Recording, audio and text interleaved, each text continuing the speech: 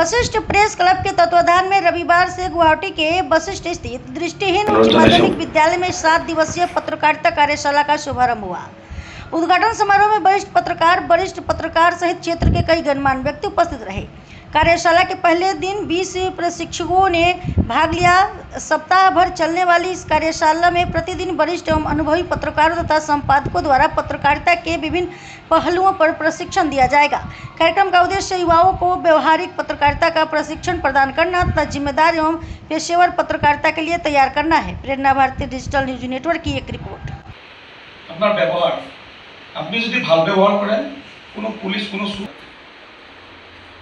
আপনার উদাহরণ পানি বোতল 10 দেখিলো যে গুৱাহাটীৰ বৈশিষ্ট্যৰ পৰা সংবাদদাতাৰ প্ৰয়োজন। বাইক নাই, মোৰ কোনো কেমেৰা নাই। আহিছোঁ সাধাৰণভাৱে গুৱাহাটীত, আহি ৰিহাবাৰীত থকা NDTVৰ কাৰ্যালয়লৈকে চিটি বাছত গৈছোঁ।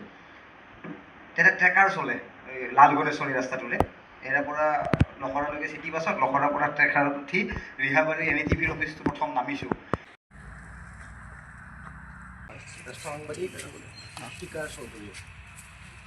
গতিকে আজি হয়তো অহা নাই, কিন্তু কাইলৈ হ'ব। ভাল লাগিছে। গতিকে সুন্দৰ এটা পদক্ষেপ, এনেধৰণে আৰু আগলৈকেও হৈ থাকক।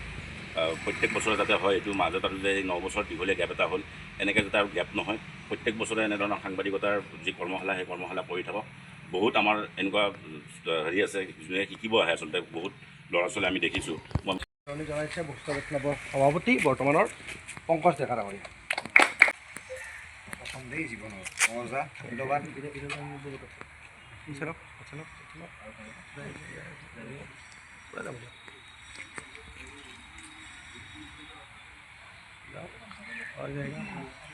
আৰু যাব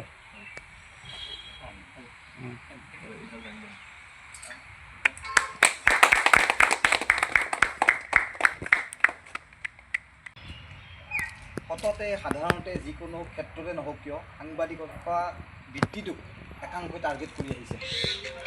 গতিকে ভুলবোৰৰ শুধৰণি আছে।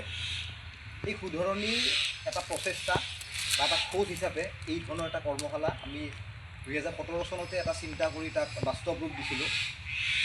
যিটো প্ৰক্ৰিয়া পুনৰবাৰ 9 বছৰ পিছত বৈশিষ্ট্য প্ৰেছ ক্লাবে পুনৰবাৰ তেওঁলোকে চিন্তা চৰ্চা কৰি আজি এই দিনটোলৈকে তেওঁলোকে আনিবলৈ সক্ষম হৈছে।